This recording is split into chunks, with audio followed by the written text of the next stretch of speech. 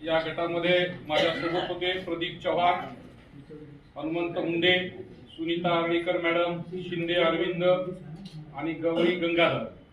आमचा गटचर्चेचा विषय होता संघटनेपुढील युवकांचा सहभागाच्या दिशा।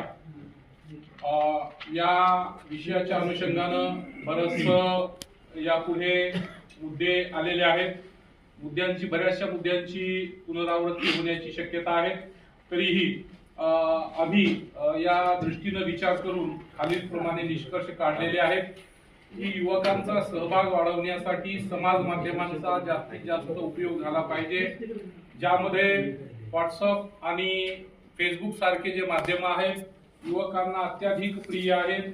दररोज जशी की आम्ही आज पाहतो आहे आमच्या व्हॉट्सअप स्टेटसवर सामाजिक बांधिलकीच्या निमित्तानं अनिच्छे कार्यकर्ते दररोज एक इमेज ठेवत असतात, जेणेकरून कळत न कळत या इमेजचा आणि या व्हॉट्सअपच्या स्टेटसचा प्रभाव युवकांमध्ये पडेल। कारण युवक वारंवार ते सतत त्यांचे हात या समाज माध्यमावर फिरत असतात। सोबतच दुसरा आमचा मुद्दा आहे विवेक वाहिनी शाखा अधिक बळकट करणे। शाळा आणि महाविद्यालयामध्ये यापूर्वी युवक वाहिनी आहे चालू, यापूर्वीही होती, परंतु त्याचा प्रचार प्रसार फार मोठ्या प्रमाणात झाला तर अनिच्छा विचार युवकांपर्यंत पोहोचण्यास मदत होईल।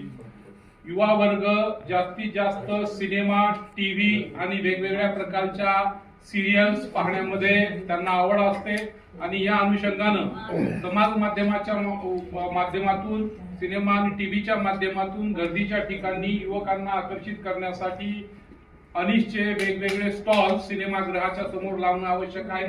ज्या ठिकाणी युवक गर्दी करतील अशा ठिकाणी असणं गरजेचं आहे। सोबतच विभिन्न प्रकारच्या यात्रा आहेत, विभिन्न प्रकारचे मेळावे आहेत। माळेगावच्या यात्रेमध्ये मोठ्या प्रमाणामध्ये युवकांचा सहभाग असतो। या ठिकाणी जर आम्ही युवकांना अनिश आणि अनिशच्या संदर्भामध्ये माहिती करून दिली, त्यांना काही प्रमाणात का होईना त्यांच्याकडून नोंदणी करून घेतली तर निश्चितच युवकांचा अनिशचा सहभाग वाढणार आहे। विभिन्न प्रकारचे सांस्कृतिक प्रबोधनाचे कार्यक्रम होत असतात। महापुरुषांच्या जयंती आणि पुण्यतिथीच्या निमित्तानं वेगवेगळे प्रबोधनाचे कार्यक्रम होत असतात। अशा ठिकाणीही युवक फार मोठ्या संख्येने सहभागी होत असतात। तर अशा ठिकाणी सुद्धा आम्हाला युवकांना आकर्षित करण्यासाठी आमची पंचसूत्री आणि अनिशचे कार्यकर्त्याचे फॉर्म, अनिश काय आहे फ्लॅगच्या माध्यमातून बोर्डच्या माध्यमातून जर दाखवता आलं किंवा कार्यक्रम सुरू होण्याच्या पूर्वी किंवा मध्यंतरीच्या वेळेस स्टेजवर